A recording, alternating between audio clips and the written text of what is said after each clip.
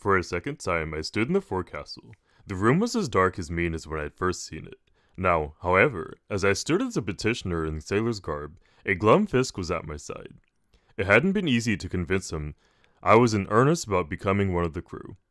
Even when he begrudged a willingness to believe in my serenity, he warned that agreement from the rest of the men would be improbable. He insisted I lay the matter before them immediately. So it was that 3 men from Mr. Holybrass's watch, Grimes, Dillingham, and Foley, were next to hear my plea. As Fisk foretold, they were contemplating me, and my proposal with very little evidence of favor. I do mean it, I said, finding boldness with repetition. I want to be the replacement for Mr. Johnson. You're a girl, Dillingham spat out contemptuously. A pretty girl, Foley put in. It was not meant as a compliment. Takes more than canvas breeches to hide that. And a gentlewoman, was Grimes' addition, as those the final evidence of my essential uselessness. I want to show that I stand with you, I pleaded. That I made a mistake. A mistake? Foley snapped. 2 able-bodied men have died. Besides, Dillingham agreed. You'll be more trouble than good. You can teach me, I offered. God's fist, Grimes cried. She thinks this is school. And the captain, Foley asked. What'll he say? He wants nothing to do with me, I replied. That's what he says. But you were his darling girl, Miss Doyle. We takes you in and he'll put you back again. Where will that put us? So it went, round and round. While the men made objections, while I struggled to answer them, Fisk said nothing. Though I tried to keep my head up, my eyes steady, it was not easy. They looked at me as if I were some loathsome thing. At the same time, the more objections they made, the more determined I was to prove myself. See here, Miss Doyle, Dillingham concluded. It's no simple matter. Understand you sign on to the articles. So to speak, you are on. No bolting to safe harbors at the first blow, or when an ill word is flung your way. You're a hand, or you're not a hand, and it won't go easy. That's all that can ever be promised. I know, I said. Hold out your hands, he demanded. Fisk nudged me. I held them out, palms up. Foley peered over them. Like bloody cream, he said with disgust. Touch mine, he insisted and extended his. Gingerly, I touched one of them. His skin was like rough leather. That's the hands you'll get, miss. Like an animal. Is that what you want? I don't care, I said stoutly. Finally, it was Dillingham who said, And are you willing to take your place in the rigging too? Fair weather or foul? That made me pause. Fisk caught the hesitation. Answer, he prompted. Yes, I said boldly. They exchanged glances, then Foley asked, What do the others think? Fisk shook his head and sighed. No doubt they'll speak the same. Suddenly Grimes said, Here's what I say. Let her climb the royal yard. If she does it and comes down whole, and still is willing to serve, then I say let her sign and be bloody damned like the rest of us. And do whatever she's called on to do, no less. With no more than grunts, the men seemed to agree among themselves. They turned towards me. Now, what does Miss Doyle say? Grimes demanded. I swallowed hard, but at the same time I gave yet another yes. Foley came to his feet. All right then, I'll go caucus the others. Out he went. Fisk and I retreated to the galley, while I waited for word. During the time he questioned me regarding my determination. Miss Doyle, he pressed, you have agreed to climb the top of the royal yard. Do you know that's the highest sail on the main mast? 130 feet up. You can reach it only 2 ways. You can shimmy up the mast itself, or you can climb the shrouds, using the ratlings for your ladder. I nodded as I fully grasped what he was saying. The truth was I didn't wish to listen. I just wanted to get past the test.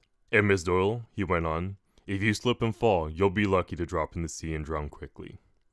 No mortal could pluck you out fast enough to save you. Do you understand that? I swallowed hard but nodded. Yes. Because if you're not lucky, you'll crash on the deck. Fall that way and you'll either maim or kill yourself by breaking your neck. Still certain? Yes, I repeated, though somewhat more softly. I'll give you this, he said, with a look that seemed a mix of admiration and contempt. Zachariah was right. You're as steady a girl as I've ever met. Foley soon returned. We are agreed, he announced. Not a stand in favor of you signing on, Miss Doyle. Not with what you are. We are all agreed to that. But if you climb as high as the royal yard and make it down whole, and if you still want to sign on, you can become his equal.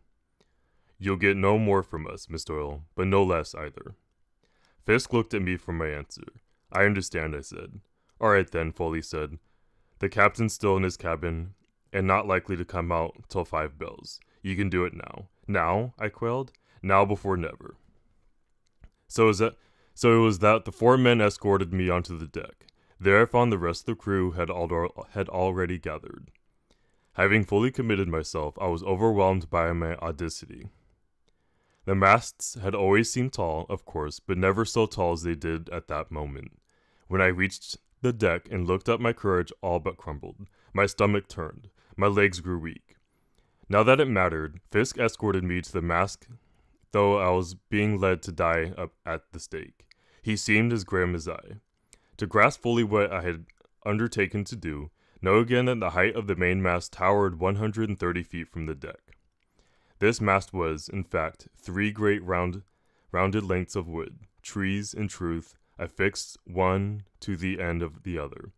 Further, it supported 4 levels of sails, each of which bore a different name. In order, bottom to top, these were called the main yard, topsail, topgallant, and finally royal yard. My task was to climb the top of the royal yard and come down in one piece. If I succeeded, I gained the opportunity of making the climb 50 times a day. As if reading my terrified thoughts, Fisk inquired gravely, "How will you do, Miss Doyle? Up the mast or on the ratlines?"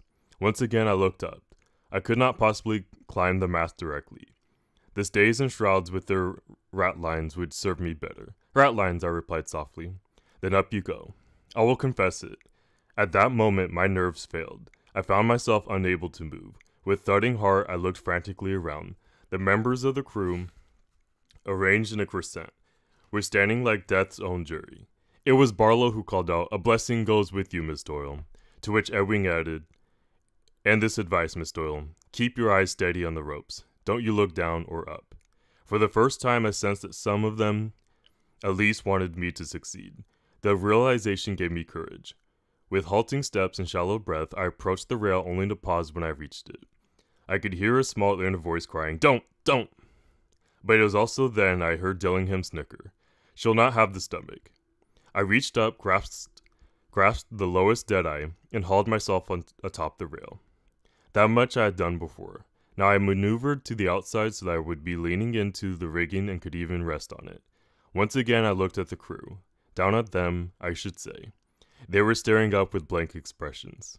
Recollecting Ewing's advice, I shifted my eyes and focused them on the ropes before me. Then reaching as high as I could into one of the middle shrouds and grabbing a ratline, I began to climb. The ratlines were set about 16 inches one above the other, so that the steps I had to take were as wide for me. I needed to pull as much with arms as climb my legs. But line by line I did go up, as if ascending an enormous ladder. After I'd risen some 17 feet, I realized I'd made a great mistake. The rigging stood in sets, each going to a different level of the mast. I could have taken one that stretched directly to the top. Instead, I had chosen a line which went only to the first trestle tree, to the top of the lower mast. For a moment, I considered backing down, starting afresh. I stole a quick glance below. The crew's faces were turned up towards me. I understood that they would take the smallest move down as retreat. I had to continue, and so I did. Now I was climbing inside the lank gray-white sails, ascending, as if it were a bank of dead clouds. Beyond the sails lay the sea, slate gray and ever rolling. Though the water looked calm, I could feel the slow pitch and roll it caused in the ship. I realized suddenly how much harder this climb would be if the wind were blowing, and we were all underway. The mere thought made my palms of my hands grow damp. Up I continued till I reached the main yard. Here I snatched another glance at the sea, and was startled to see how much bigger it had grown. Indeed, the more I saw of it, the more there was. In contrast, the Seahawk struck me as having suddenly grown smaller. The more I saw her, the less she was. I glanced aloft. To climb higher, I now had to edge myself upon the trestle tree, and then once again move up the next set of ratlines as I'd done before, but at twice the height. Wrapping one arm around the mast, even up here it was too big to reach around completely. I grasped one of the stays and edged out. At the same moment, the ship dipped. The world seemed to twist and tilt down. My stomach lurched, my heart pounded, my head swam. In spite of myself, I closed my eyes. I all but slipped, saving myself only by a sudden grasp of a line, before the ship yawned the opposite way. I felt sicker yet. With ever waning strength, I clung on the dearest life. Now the full folly of what I was attempting burst upon me with grotesque reality. It had not only stupid, but suicidal. I would never come down alive, and yet I had to climb. This was my restitution. When the ship was steady again, I grasped the furthest rigging, first with one hand, and then the other, and dragged myself higher. I was heading for the topsail 15 feet further up. Pressing myself as close as possible into the rigging, I continued to strain upward, squeezing the rope so tightly my hands cramped. I even tried curling my toes about the ratlines.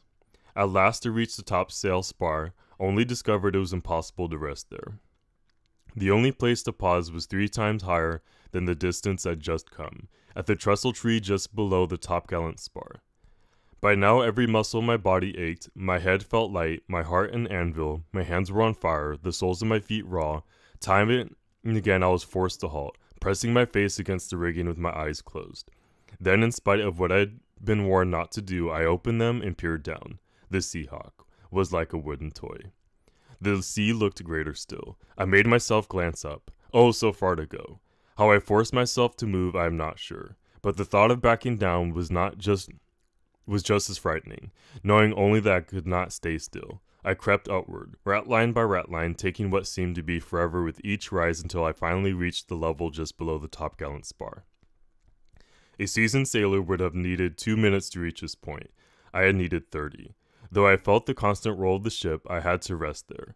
What seemed like a little movement on deck became, up high, wild swings and turns through treacherous air. I gagged, forced my stomach down, drew breath, and looked out. Though I didn't think it was possible, the ocean appeared to have grown greater yet. And when I looked down, the upturned faces of the crew appeared like so many tiny bugs. There were 25 or so more feet to climb.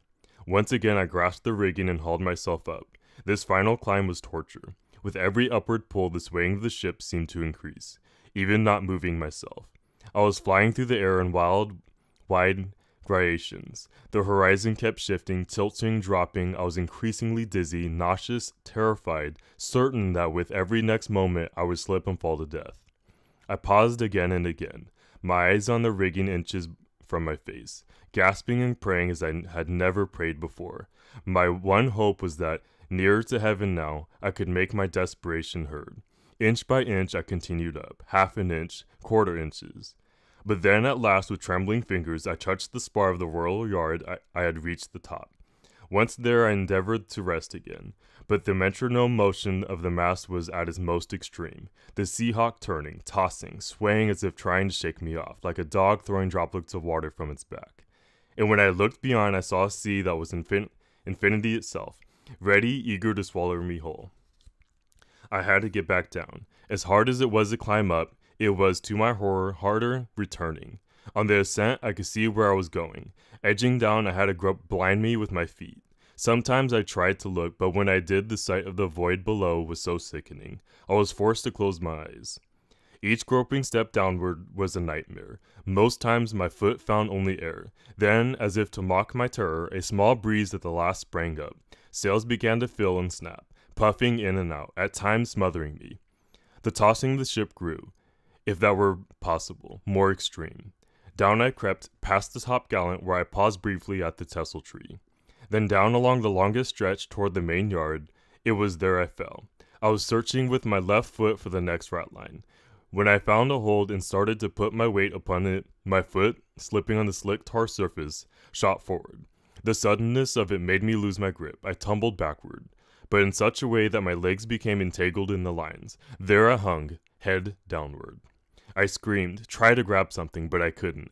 I clutched madly at nothing, till my hand brushed against a dangling rope. I grabbed for it, missed, and grabbed again. Using all my strength, I levered myself up and, wrapping my arms into the lines, made a veritable knot of myself, mast and rigging. Oh, how I wept, my entire body shaking and trembling as though it would break apart. When my breathing became somewhat normal, I managed to untangle first one arm, then my legs. I was free. I continued down. By the time I reached the main yard, I was numb and whimpering again, tears coursing from my eyes. I moved to the shrouds I'd climbed, edged myself past the lower of the sails. As I emerged from under it, the crew gave out a great huzzah. Oh, how my heart swelled with exhaustion. Finally, I'd reached close to the very end. Barlow stepped forward, beaming, his arms uplifted. "Jump," he called, "jump." But now determined to do it all by myself, I shook my head. Indeed, in the end, I dropped down on my own 2 India rubber legs and tumbled to the deck. No sooner I landed, the crew gave me another huzzah. With joyous heart, I staggered to my feet. Only then did I see Captain Jaggery push through the knot of men come to stand before me.